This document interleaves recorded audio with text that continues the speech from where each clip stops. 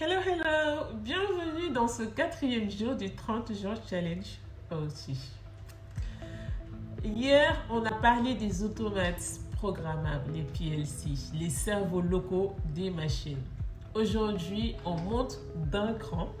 On va passer à l'orchestration. Comment surveille-t-on et pilote-t-on tout ça à l'échelle d'une usine ou d'un site industriel? On commence par les SCADA. C'est les systèmes d'acquisition et de contrôle des données. Le SCADA, c'est le système qui supervise tout ça. Il remonte les données des automates, capteurs, machines et les affiche dans un centre de contrôle. Avec le SCADA, on visualise l'état des installations en temps réel, déclenche les alarmes, envoie les commandes à distance, collecte les historiques des données pour analyser. Imagine une salle avec des écrans géants montrant la pression, la température, la vitesse, l'écran de chaque ligne. Ça, c'est du SCADA.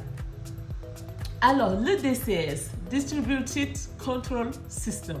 Le DCS est souvent utilisé dans des environnements plus complexes, comme les raffineries, les usines de chimie, les centrales électriques. Il sert à gérer plusieurs sous-systèmes de manière intégrée. Contrôler les boucles, fermer par exemple, ajuster automatiquement les débits selon la température mesurée, etc. Répartir le contrôle entre plusieurs nœuds pour éviter un point unique de défaillance. Alors que le SCADA supervise de façon large, le DCS contrôle directement les processus en continu. Ensuite, l'IHM, Human Machine Interface, l'interface homme-machine. L'IHM, c'est ce qu'on voit et utilise les opérateurs. Ce sont des écrans tactiles, des logiciels graphiques, des panneaux de commande. Grâce à l'IHM, l'humain peut surveiller les données en temps réel, interagir avec les systèmes, démarrer, arrêter, ajuster, réagir rapidement en cas d'incident. Sans IHM, pas de visibilité, pas de contrôle facile. Pourquoi c'est critique?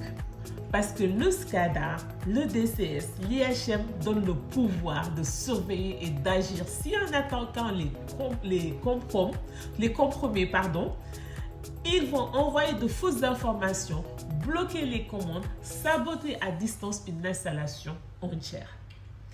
Ces systèmes sont donc des cibles majeures en cybersécurité industrielle. Les protéger, c'est protéger les yeux et les mains de l'opérateur. Demain, on découvre le modèle perdu. C'est pour le modèle perdu qui nous explique comment tout ça est structuré et segmenté pour éviter qu'une faille à un niveau ne contamine toute l'usine. On se retrouve vite.